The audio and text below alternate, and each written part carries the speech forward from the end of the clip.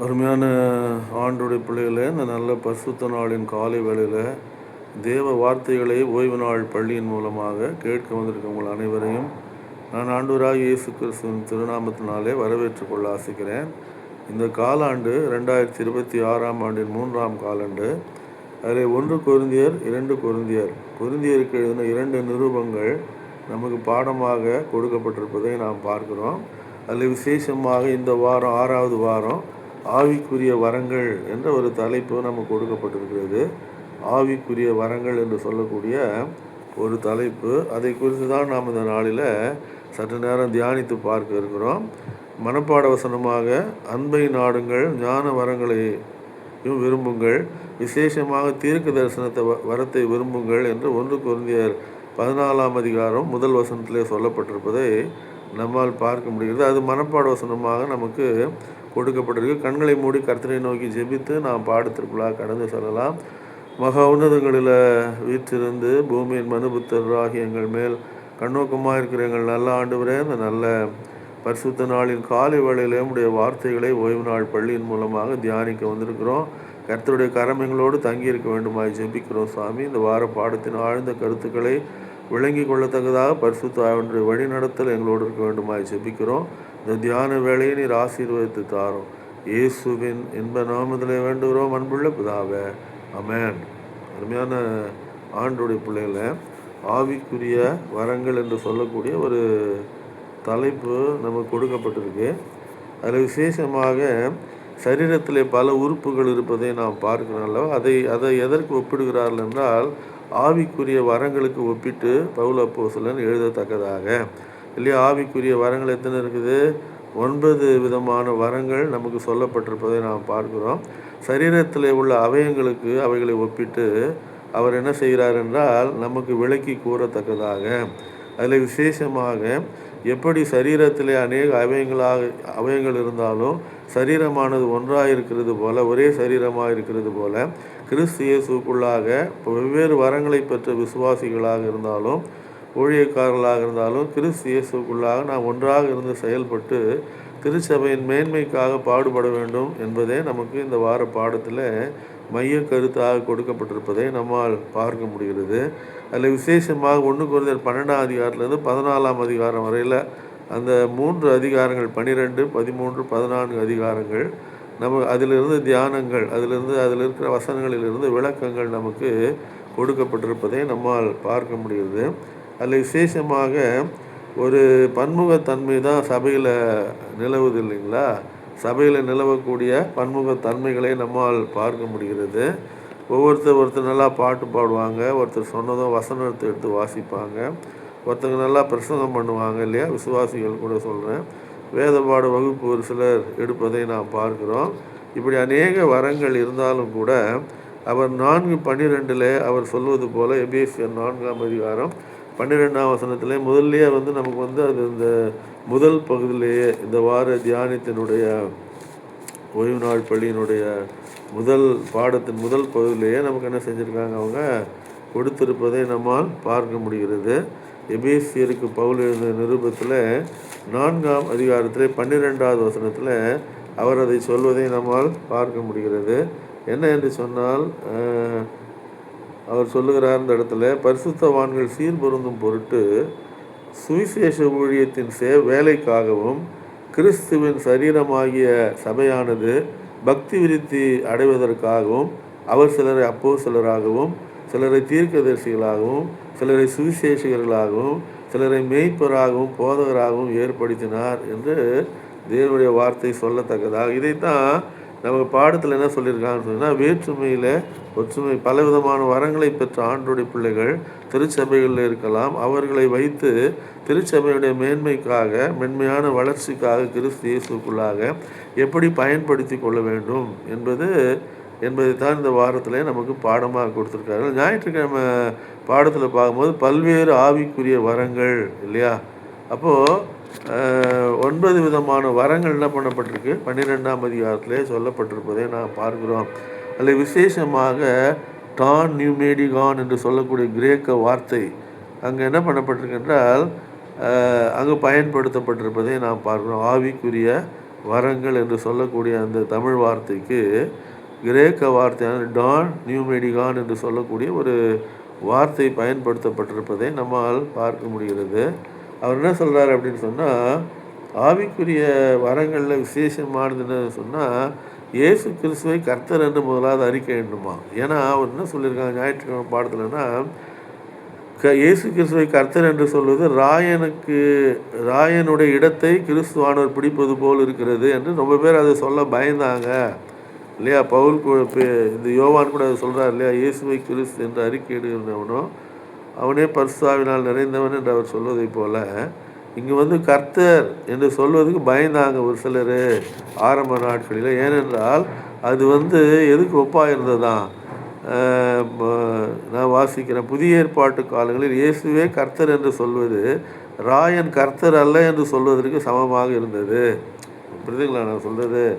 சில காரியங்களில் அவங்க என்ன பண்ண முடியல அப்படின்னு சொன்னீங்கன்னா, வித்தியாசமாக அதை ரோமர்கள் எடுத்துக்கொண்டதை நான் பாடுறோம் இல்லையா. அது லார்ட் என்று சொல்லும்பொழுது அது யாரை தான் குறிக்கணும் அவங்க நினச்சாங்க ரோமர்கள்.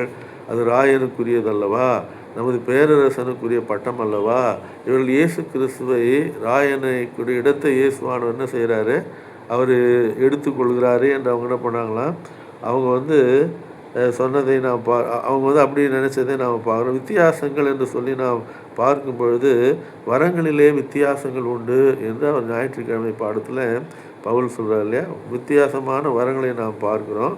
ஆனால் எல்லாம் எதற்காக பிதா குமாரன் பரிசுத்தர் எப்படி தனித்தனி ஆழ்த்தத்துவம் உள்ள நபர்களாக இருந்து தேவத்துவத்தில் இணைந்து ஒரே தேவத்துவமாக செயல்படுகிறார்களோ அதே போல் ஆவிக்குரிய வரங்கள் வெவ்வேறாக இருந்தாலும் கூட அவைகள் இணைந்து எல்லாம் எதற்காக பயன்படுத்தப்பட வேண்டும் என்றால் திருச்சபையினுடைய வளர்ச்சிக்காக பரிசுத்த ஆவியானவர் அந்த வரங்களை அவர் கொடுக்கிறார். வரங்கள் என்று சொல்லக்கூடிய தமிழ் வார்த்தைக்கு கிரேக்க வார்த்தை கரிஷ்மா என்ற வார்த்தை பயன்படுத்தப்பட்டிருப்பதாக இந்த ஞாயிற்றுக்கிழமை பாடத்தில் சொல்லப்பட்டிருப்பதை நாம் பார்க்கிறோம்.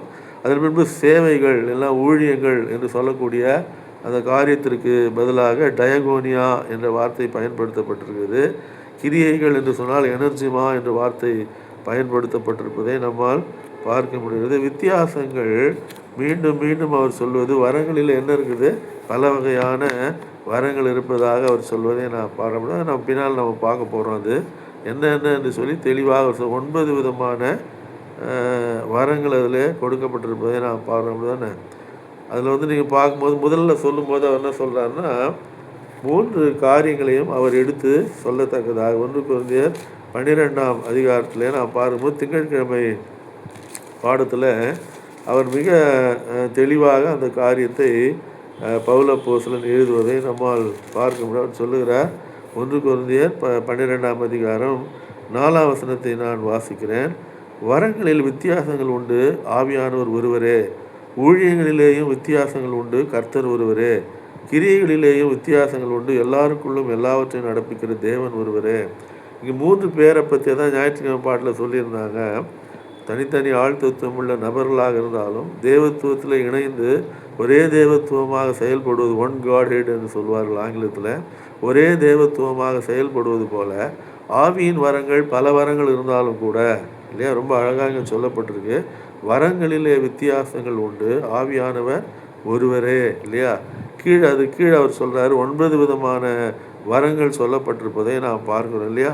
இப்போ நீங்கள் பார்த்தீங்கன்னா மற்ற சபைகளில் பார்க்கும்போது அந்நிய பாஷை நீ பேசினா தான் யார் இருக்கா அவங்ககிட்ட, பரிசுத்த ஆவியானவர் இருக்கிறார்.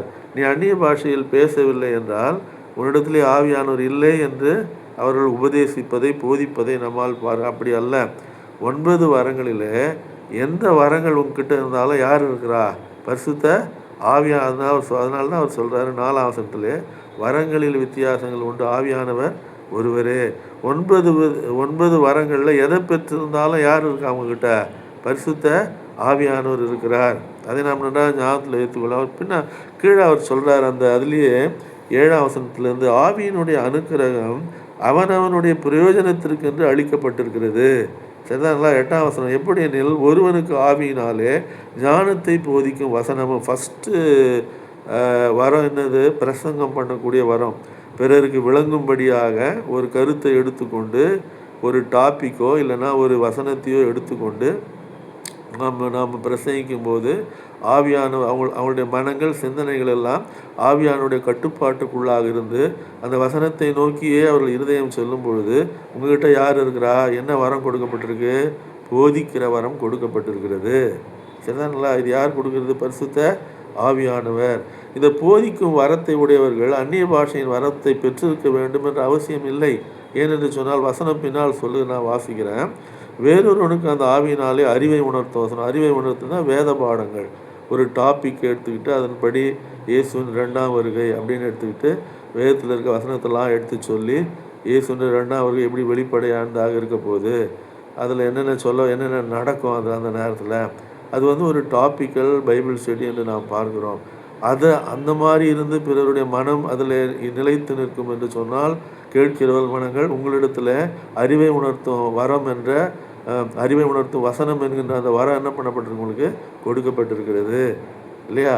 எல்லாரிடத்துலையும் அந்நிய பாஷையின் வரம் கொடுக்கப்படணும்னு அவசியம் கிடையாது. அப்படி தான் வேத வசனம் சொல்லுகிறது. இந்த இடத்துல 3ஆவதாக ஒரு வரம் சொல்லப்பட்டிருக்கு. வேறொருக்கு அந்த ஆவினாலே விசுவாசமும். வெறும் விசுவாசம் மட்டும் இருந்தால் கூட அவனால் பிரசங்கம் பண்ண அவனுக்கு தெரியாது, சரியாக வராது, இல்லைன்னா வேத பாடம் கொடுக்க சரியாக வராது. ஆனால் விசுவாசம் மாத்திரமே ஒரு மனிதனிடத்தில் இருக்கிறது என்றால் அவனும் ஆவிக்குரிய வரத்திலே 3ஆவது வரத்தை அவன் உடையவன். இன்னும் ஒரு ஒன்றுமே தெரியல, அவருக்கு சும்மா உக்காந்துங்கிறாரு, வசனம் சொன்னால் எடுத்து வாசிக்கிறாரு, அவ்வளோதான் தெரியுது. பிரசங்கம் பண்ண தெரியல, ஜெபம் பண்ண சொன்னால் ஜெபம் பண்ணுறாரு, அவ்வளோதான், வேறு எதுவும் இவருக்கு தெரியலன்னு சீப்பாக நினைக்கக்கூடாது மற்றவங்கள நம்ம இல்லையா? அவங்களுக்கு கொடுக்கப்பட்டிருக்க வரம் விசுவாசம் என்று சொல்லக்கூடிய வரம், அவ்வளோதான். உடனே அதுவும் ஆவியின் வரங்கள். இப்போ ஆபிரகாமுக்கு கொடுக்கப்பட்டது. ஆபிரகாம்னு தீர்க்க தரிசனமாக சொன்னார், இல்லை ஹீலிங்காக பண்ணார் அவர், இல்லை பிரசங்கம் பண்ணாரா யாருக்காவது? ஒன்றுமே கிடையாது இல்லையா? ஆபிரகாமுக்கு கொடுக்கப்பட்ட வரம் என்னது? விசுவாசம் என்று சொல்லக்கூடிய ஒரு ஆவிக்குரிய வரம் என்று சொல்லி நாம் பார்க்குறோம். அதுதானே? அப்போனா உங்களுக்கு எல்லாருக்கும் ஒரே வரத்தை பெற்றவங்களாக இருக்கணும்னு அவசியம் கிடையாது. வித்தியாசங்கள் உண்டு இல்லையா? கை இருக்குது, கையினால் நம்மளால் தொட முடியும், கண்ணால் தொட முடியாது யாரையும், அப்படி தானே? கால் இருக்குது, காலால் நடக்க தான் முடியும், ஓட தான் முடியும், அப்படி தானே? காலால் வேறு ஒர்க் பண்ண முடியாது. கையில் நீங்கள் செய்கிற மாதிரி பொருட்களை எடுத்து வைக்க முடியாது காலால். அதனால் அது என்னுடைய உறுப்பு இல்லைன்னு சொல்ல முடியுமா நம்ம? அந்நிய பாஷையின் வரம் என்கிட்ட இல்லை, அதனால் இவர் ஆவியை பெறலை அப்படின்னு சொல்லிட முடியுமா நம்ம? யாரையாவது பார்த்து ஒருத்தர்கிட்ட அந்நிய பாஷை வரம் இல்லை அப்படின்னா அப்படி சொல்லவே முடியாது. வெறும் விசுவாசம் மாத்திரம் இருந்தால் கூட ஆவியின் வரத்தை பெற்றிருக்காங்கன்னு சொல்கிறார் பவுல் அப்போஸ்தலன். நான் சொல்ல இல்லையா? இது கவனிக்கிறவங்க 7th டே பாஸ்டர் சொல்கிறாரு போல் அப்படின்னு நினைக்கக்கூடாது. நான் சொல்ல, பவுல் அப்போஸ்தலன் சொல்லுகிறார் இந்த காரியத்தை, அப்படி தானே? அது விசுவாசம் மாத்திரமே இருந்தால் கூட அவர் ஆவியானவரை பெற்றிருக்கிறார் என்று அர்த்தம். வசனம் சொல்லுகிறார், அதன் பின்பு வேறொருவனுக்கு 4ஆவது வரம், அந்த ஆவியினாலே குணமாக்கும் வரங்கள். இயேசுவானவருக்கு இது அதிகமாக கொடுக்கப்பட்டது, அப்போஸ்தலர்களுக்கும் அதிகமாக கொடுக்கப்பட்டது. ஏன்னா அற்புத அடையாளத்தை பார்க்கும் பொழுது தான் பிரஜாதிகளை விசுவாசத்திற்கு கீழ்ப்படிய பண்ண வேண்டும் என்றால் இந்த வரம் அவசியம் ரொம்ப, அப்படி தானே இல்லையா? பவுல் சொல்லுது, பேதுரு சொல்லுகிறார், கொர்நேலியு வீட்டில் பிரசங்கம் பண்ணும்பொழுது, இயேசுவானவரை தேவன் பரிசுத்த ஆவினாலும் வல்லமையினாலும் அபிஷேகம் பண்ணினார், ஆகையினால் அவர் நன்மை செய்கிறவராகவும் பிசாசின் வல்லமையிலாகப்பட்ட அனைவரையும் விடுவிக்கிறவராகவும் சுற்றி திரிந்தார் என்று பேதுரு சொல்லத்தக்கதாக. அப்படிதானே? பரிசுத்த ஆவினால் அபிஷேகம் பண்ணப்பட்டவங்க இந்த சீஷர்கள். நாமும் ஆவியானவரை பெற்றிருக்கிறோம், அதை மறந்துடக்கூடாது. இந்த வரங்களில் எந்த ஒரு வரம் இருந்தாலும் ஊழியக்காரருக்கோ விசுவாசிகளுக்கோ அவர்கள் பரிசுத்தாவினால் வழி நடத்தப்படுறாங்க. அதை நாம் ஏற்றுக்கொள்ள வேண்டும் இல்லையா? அந்நிய பாஷையில் பேசினா தான் அவங்ககிட்ட ஆவியானவர் இருக்காருன்னா அது வேத உபதேசம் கிடையாது, புதிய ஏற்பாட்டு உபதேசம் கிடையாது, இல்லை, அது ஒரு கள்ள உபதேசம் என்று கூட நம்ம சொல்லலாம் அதை. அப்போது அவர் சொல்கிற 4ஆவது குணமாக்கும் வரம். 5ஆவது சொல்கிறாரு, வேறொருவனுக்கு அற்புதங்களை செய்யும் சக்தி. இந்த 2 வரங்கள் தான் அப்போஸ்தலர்கள் சீஷர்கள் இயேசுவானவருக்கு அதிகமாக கொடுக்கப்பட்ட வரங்கள். நினைக்கலாம், இயேசுவானவர் தான் கடவுள் தானே, அவருக்கு வரங்கள் கொடுக்கப்பட வேண்டுமா என்று. இல்லை, வரங்கள் கொடுக்கப்பட்டது அவருக்கு. ஏன்னா மனிதனாக அவர் இருந்தார், பாவம் இல்லாமல் இருந்தாலும் ஞானஸ்நானம் பெற்றார், ஆவியானவர் புறாவை போல் இறங்கினார், பரிசுத்த ஆவினால் அவர் உற்பத்தியானார் மரியாளுடைய வயிற்றில் இல்லையா? அப்படி இருந்தும் இந்த வரங்கள் அவருக்கு 2 வரங்கள் இல்லையா? 4ஆவது வரமும் 5ஆவது வரமும் அந்த நியூ டெஸ்ட்மெண்ட்டு ரைட்டர்ஸில் இருந்து சீஷர்கள் அப்போஸ்தலர்கள் இயேசுவானவர் அனைவருக்கும் அந்த 4-5 வரங்கள் அதிகமாக கொடுக்கப்பட்டது. இன்றைக்கும் கூட கொடுக்கப்படலாம். இன்றைக்கு கொடுக்க மாட்டேன்னு ஆண்டவர் சொல்ல மாட்டார். இன்றைக்கும் கூட அவசியம் இருந்தாலும் அதை அவர் கொடுப்பார் இல்லையா? உலகத்தில் ஒரு பொதுமொழி என்று எல்லாரும் ஆங்கிலத்திலே பேசுவதையும் அதை நமது தாய்மொழிகளிலே மொழிபெயர்ப்பதையும் நம்மால் பார்க்கலாம். அதான் அந்நிய பாஷை. அப்படி தானே? அந்நிய பாஷை எத்தனையோ பாஷை. இப்போ நான் தமிழ் அப்படின்னா எனக்கு தெலுங்கு, மலையாளம், கன்னடம், துளுவம், ஹிந்தி, குஜராத்தி, ஒரியா, ஆங்கிலம் எல்லாமே எனக்கு அந்நிய பாஷை தான். அப்படி தானே? அதே போல் அந்நிய பாஷைனா என்னது? வேறொரு பாஷையாக அது இருக்க வேண்டும். அப்படிதான் அர்த்தமில்லாத வார்த்தைகளை உச்சரிப்பதற்கு பேர் அந்நிய பாஷை அல்ல. அருமையான ஆண்டோடைய பிள்ளைகளை அப்படி தான் இன்றைக்கு அவர்கள் பேசுகிற வார்த்தைகளை கொண்டு போய் எந்த மொழியில் நீங்கள் போட்டு பார்த்தீங்கனாலும் அர்த்தம் கண்டுபிடிக்க முடியாது. நீங்கள் டேப் பண்ணி அதை போட்டு பாருங்கள், எங்கேயுமே அந்த மாதிரி வார்த்தைகள்லாம் எந்த லாங்குவேஜ்லையுமே கிடையாது. அப்படி தான் மனதுக்கு வந்ததை பேசுவது, கத்துவது அந்நிய பாஷையின் வரம் என்று நான் ஒத்துக்க முடியாது. ஏன்னா பவுல் என்ன சொல்கிறாருன்னா, நிறைய பாஷைகள் உண்டு, அர்த்தமில்லாத பாஷை எதுவுமே கிடையாது உலகத்தில் இல்லையா? இப்போ இவங்க பேசுறதுல அர்த்தத்தை கண்டுபிடிக்க முடியலன்னா அது ஆவியானவர் கொடுத்த வரம் என்று நான் ஒத்துக்கொள்ள முடியாது இல்லையா? 6வது வரம் வேறொருவனுக்கு அந்த ஆவியினாலே மன்னிக்கணும். 6வது வரத்தில் வேறொருவனுக்கு தீர்க்க தரிசனம் உரைத்தலும் 6வது வரம். சரிதானா? 7வது வரம் வேறொருவனுக்கு ஆவிகளை பகுத்தறிகிறது. இது பரிசுத்த ஆவியினால் பேசப்படுற வசனங்கள் தானா இல்லையா? இந்த ஆவிகளை பகுத்தறியக்கூடிய வரம் செவன்த் டே அட்வென்டிஸ்டுகளாக நமக்கு நிறைய கொடுக்கப்பட்டிருக்கு. அதனால தான் சொல்கிறோம், நம்ம சில காரியத்தில் அவைகள் ஆவியானவரால் நடத்தப்பட்டு சொல்லப்படக்கூடிய உபதேசங்கள் அல்ல, போதனைகள் அல்ல என்று வகையறுக்கக்கூடிய காரியம். அதனால் ஆவிக்குரிய பகுத்தறிதல். அவர் சொல்கிறாரு இந்த இடத்துல போதிக்கும் வரமோ ஆவிகளை பகுத்தறிதலும். 8வது பற்பல பாஷைகளை பேசு. எங்கே போகுது? அந்நிய பாஷை என்று வர 8வது இடத்துக்கு போகுது. ஆனால் இன்றைக்கி அதை முதலாவது கொண்டு வந்து வச்சு இதை நீ பெற்றில்லைன்னா யார் கிடையாது உங்கள்கிட்ட? பரிசுத்த ஆவியானவர் கிடையாதுன்னு போதித்தா அதை எப்படி ஒத்துக்க முடியும்? நம்ம சொல்லுங்கள். அப்படி தானே? 8வது இருக்கிற வரத்தை முதல்ல கொண்டு வந்து வச்சு செவன்த் டே அட்வென்டிஸ்ட் பழைய ஏற்பாட்டு பரிசுத்தவான்கள் கற்பனையில் தான் கை கொள்வாங்க, ஆவியின் வரங்களே இல்லை. யாருக்கிட்ட ஆவியின் வரங்கள் இல்லை? அறிவை உணர்த்தும் வசனமும் ஞானத்தை போதிக்கும் வசனமும் அதிகமாக கொடுக்கப்பட்டிருக்கு நம்முடைய திருச்சபைக்கு. அப்படிதானே? தேவ செய்தி அளித்தல், பிறர் புரிந்து கொள்ளும்படியாக உபதேசங்களை விளக்கி சொல்லக்கூடிய காரியங்கள் இவெல்லாம் ஆவியானவருடைய கிரியைகள். முதல் 2 வரங்க. அவங்க 8வது வரத்தை கொண்டு வந்து வச்சு இது இல்லைன்னா அவங்ககிட்ட ஆவியே கிடையாது இப்படி தானே போதிக்கிறாங்க. நீங்கள் இப்படி தானே? சரி, 9வது வேறொருவனுக்கு பாஷைகளை வியாக்கியானம் பண்ணுதலும் அளிக்கப்படுகிறது. அடுத்த வசனம் பாருங்கள்.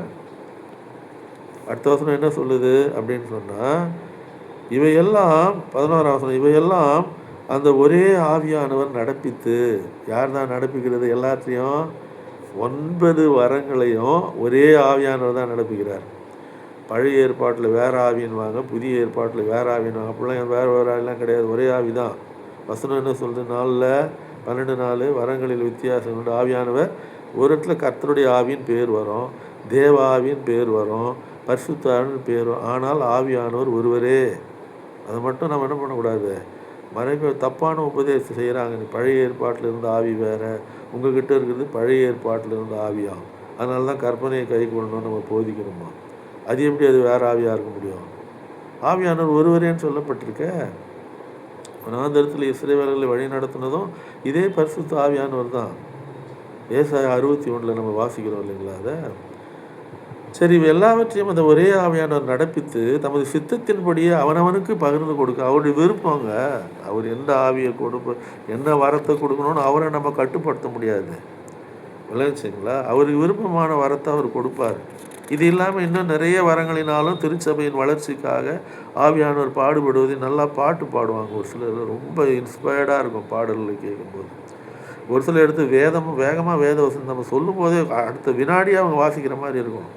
அவங்கக்கிட்ட பேசிலாம் இருக்க மாட்டோம் நம்ம அதுக்கு முன்னால். அப்படிதானே? புது இடத்துக்கு போனால் கூட எப்படி அந்த இது வருது அவங்களுக்கு? ஆவியானுடைய வழி நடத்தல், சிந்தனை முழுவதும் வேதத்தின் மேலே அவங்களுக்கு இருக்குதுன்னு அர்த்தம் இல்லையா? எல்லாவற்றையும் அந்த ஒரே. அதனால தான் திங்கட்கிழமை பாடத்தில் பல்வகை தன்மையில் ஒற்றுமை அப்படிதானே?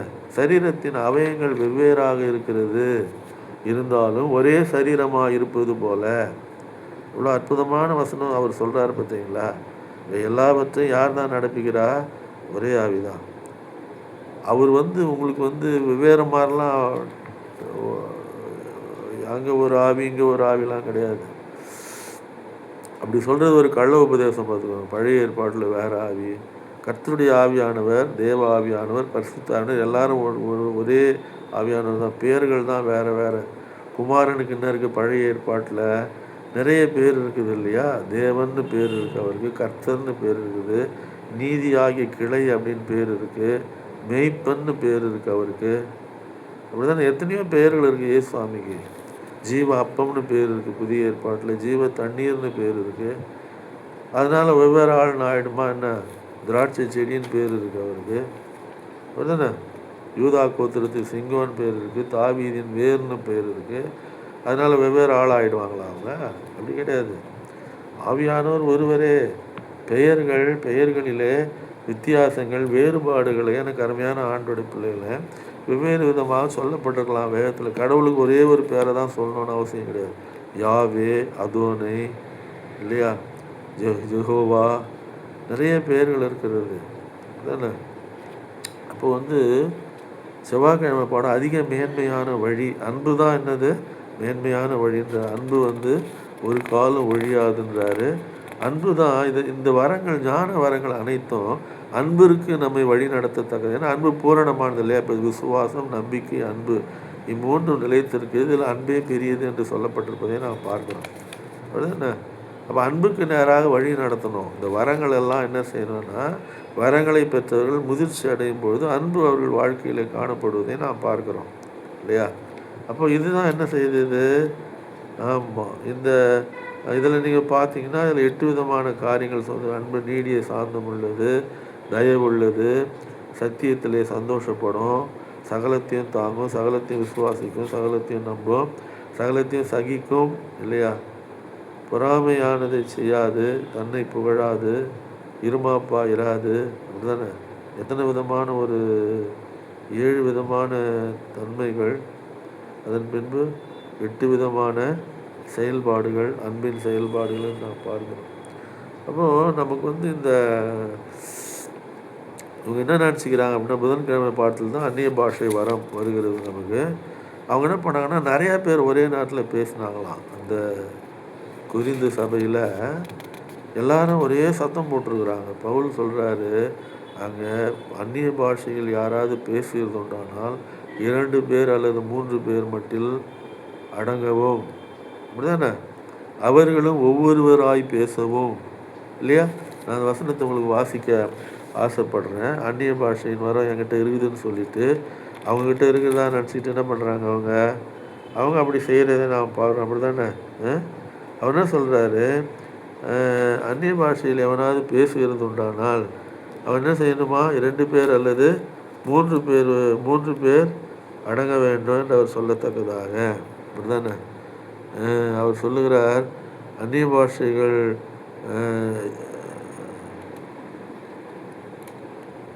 யாராவது அந்நிய பாஷையில் 27வது வசனம் 14ஆம் அதிகாரம் 1 கொரிந்தியர் 14 இந்த வாரத்தில் இருக்குது. 12, 13, 14. சரியா? அவர் சொல்கிறாரு, யாராவது அந்நிய பாஷையில் பேசுகிறதுனால 2 பேர் அல்லது மிஞ்சினால் 3 பேர் மட்டில் அடங்கணும். 1, 2 பேர் பேசணும், இல்லை 3 பேர் தான் பேசணும். அடங்கவும், அவர்கள் ஒவ்வொருவராய் பேசவும். ஒருத்தர் தான் பேசணும் ஒரே நேரத்தில். 2 பேர் ஒரேடியாக தூரிக்கரை சங்கர பர என்ன பண்ணுறாங்க? பயங்கரமாக அவங்க சத்தம் போடுறத நம்மளால் பார்க்க முடியாது. பயமாகுது சில நேரத்தில். வீடு கூட கொடுக்க மாட்டேன்றாங்க. நீங்கள் கிறிஸ்தவ பாஸ்டா, நீங்கள் ஞாயிற்றுக்கிழமையில் சத்தம் போடுவீங்களான்னு கேட்குறாங்க. கேட்டால் வாடகை கூட வீடு கிடைக்க மாட்டேங்குது. அவங்க பண்ணுற அந்த இதில் என்ன ஆகுதுன்னீங்கன்னா, தேவநாம மகிமைப்படுறது பதில் தூஷிக்கப்படுவதையும் நம்மளால் பார்க்க முடியுது. ஒவ்வொருவராய் பேசவும், ஒருவர் அர்த்தத்தை சொல்லவும் வேண்டும். ஒருத்தர் அர்த்தம் சொல்லணுமா? அதுக்கு அர்த்தம் சொல்லுகிறவன் இல்லாவிட்டால் சபையிலே பேசாமல் தனக்கும் தேவனுக்கும் சரியாக பேச வேண்டாம், வீட்டில் போய் பேசிக்கோன்னு சொல்கிறாரு. உலகங்களா நான் சொல்கிறது? சபையிலே பேசாமல்னா என்ன அர்த்தம்? வீட்டில் போய் பேசணும் தான் அர்த்தம் இருக்குது இல்லையா? அப்போ உங்களுக்கு இன்றைக்கி வந்து அப்படி செய்கிறது கிடையாதுங்களே. இன்றைக்கி ஒரே கோஷம் இல்லையா, குதித்து குதித்து குதித்து அந்த பின்னால் கட்டியிருக்க கொண்டெல்லாம் அவுந்து கீழே விழுந்து ஆண்கள் பக்கத்தில் இருக்க ஆண்கள் எல்லாம் பெண்கள் பக்கத்துக்கு குச்சி குச்சி வந்துடுறாங்க. பெண்கள் பக்கத்தில் இருக்கவங்களாம் குச்சி குச்சி ஆண்கள் பக்கத்துக்கு போயிடுறாங்க. பயமாகுது நமக்கு. நான் பார்த்தேன் ஒரு முறை டேரியிங் மீட்டிங்னு ஒன்றுக்கு போயிருந்தேன் நான். சனிக்கிழமை நைட்டில் நடத்துவாங்க. காத்திருப்பு கூட்டம் அதுக்கு பேர். ஏன்னா ஏசாமி சொன்னார் இல்லையா, உன்னதத்திலிருந்து வரும் பலனால் நீங்கள் நிரப்பப்படும் வரையில் எருசலேமிலே காத்திருங்கள் என்ற ஏசாமி சொன்னார் லூக்கா சுவிசேஷத்தில். இவங்க சனிக்கிழமை நைட்டு முழுதும் காத்திருப்பாங்க.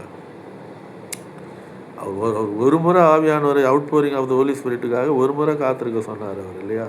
இவங்க ஒவ்வொரு சனிக்கிழமையும் காத்திருப்பாங்க. ஏன் காத்திருக்க வேண்டாம்னு நான் சொன்னேன், ஏசாமினத்தில் என்ன சொல்கிறார், தம்மை வேண்டிக் கொள்வதில் பரிசுத்தாவினை கொடுப்பது அதிக நிச்சயம் அல்லவா அப்படின்றார்.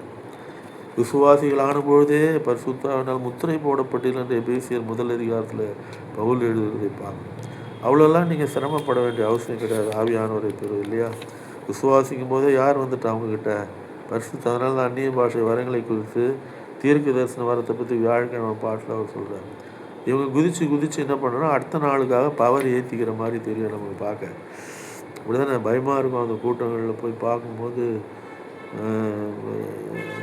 அது வந்து இது அவசியம் இல்லை அப்படின்றார் அவர் இல்லையா. அன்பு வந்து ரொம்ப முக்கியமானது இல்லையா. பொறுமை, இது ஆவிக்குரிய வரங்கள் தேவைதான் இல்லைன்னா, ஏதாவது ஒரு வரம் இருந்தால் போதும்.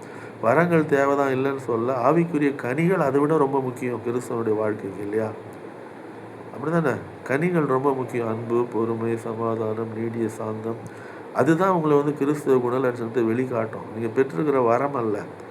வரத்தினால நீங்கள் என்ன பண்ணலாம், மற்றவர்களை கன்வெர்ட் பண்ணி சபைக்கு கொண்டு வரலாம். ஆனால் அவர்களை சபையில் நிலைத்திருக்க வைக்க வேண்டும் என்றால் உங்களுடைய அன்பான அணுகுமுறைகள் தான் அவங்களை என்ன பண்ணுவோம், சபை புதிய விசுவாசிகளையும் பழையவர்களையும் பலப்படுத்தும்னு நாம் பார்க்கணும். அதனால் நாம் வந்து இந்த வார பாடத்தில் நாம் படித்த வண்ணமாக கொடுத்த தலைப்பின்படி ஆவிக்குரிய வரங்கள் என்று சொல்லி நாம் கர்த்தர் நம்மை ஆசீர்வதித்து இந்த காரியங்களை விளங்கி கொண்டு நாம் அதன்படி செயல்பட தேவன் நமக்கு என்ன செய்யணும், உதவி செய்ய வேண்டும்.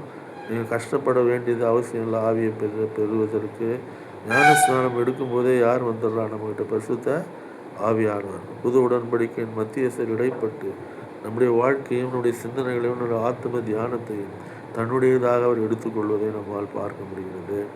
அதனால் என்னால் விசுவாசிகள் ஆனபொழுது எபேசியர் 1:13 நீங்கள் பரிசுத்தாவின வாக்குத்தத்தம் பண்ணப்பட்ட பரிசுத்தாவினால் முத்திரையிடப்பட்டீர்கள் என்று அவர் சொல்லுகிறார். நீங்கள் காத்திருக்கணும்னு அவசியம் இல்லை. ஆவியை பெற்றுக்கிறோன்னு விசுவாசிக்கணும் நம்ம முதலாவது ஒவ்வொருவரும். அப்படி தானே. செவன்த் அட்வென்டிஸ்ட் டாக்டரின் தான் சரியான ஒரு உபதேசம். இதில் இதுக்காக நீங்கள் சனிக்கிழமை நைட்டு முட்டி போட்டு குதித்து அதெல்லாம் தவறான காரியம் இல்லையா. அவர் என்ன சொன்னார், மீனை கேட்டால் பாம்பை கொடுப்பானோ, முட்டையை கேட்டால் கல்லை கொடுப்பானோ, பொல்லாதவர்களாகி நீங்களே உங்கள் பிள்ளைகளுக்கு நல்ல ஈவுகளை கொடுக்கும்போது பிதாவானவர் தமிழத்தில் வேண்டிக் கொள்வதற்கு பரிசுத்தாவை கொடுப்பது அதிக நிச்சயம் அல்லவா அப்படின்னு அவர் சொல்லியிருக்காரு. அதனால் நம்ம ரொம்பலாம் சிரமப்பட வேண்டிய அவசியம் இல்லை. விசுவாசிகளான போதே யார் வந்துட்டா, அவனுக்கு வந்துட்டார். வரங்களும் நமக்கு கொடுக்கப்படுகிறது. பிரார்த்தனை செய்வோம்.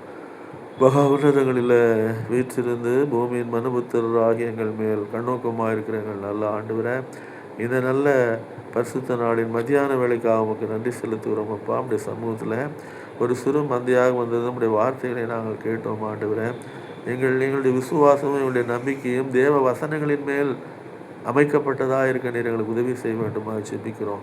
மற்ற சபையார் பேசுகிறார்கள், மற்ற சபையார் சொல்லுகிறார்கள், நாங்கள் இதை பெறவில்லை அதை பெறவில்லை என்று அவர் சொல்லுவார் என்றால் அதை நம்புகிறவர்களாக நாங்கள் இராதபடி தேவ வசனங்களின்படி நான் சரியான பாதையில் தான் சென்று கொண்டிருக்கிறேன் ஆவிய பரிசுத்த ஆவியினுடைய காரியங்களிலே என்பதை உணர்ந்து எங்களை உறுதிப்படுத்தி கொள்ள சரியான பாதையில் இருக்கிற நாங்கள் திரும்பி பாராதவர்களாக இருக்க நீர் எங்களுக்கு உதவி செய்ய வேண்டுமாக ஜெபிக்கிறோம். ஆசீர்வதித்து தாருடைய தூய கரத்திலே ஒப்பு கொடுக்கிறோம். இயேசுவின் இன்ப நாமத்திலே வேண்டுகிறோம் அன்புள்ள பிதாவே. ஆமென்.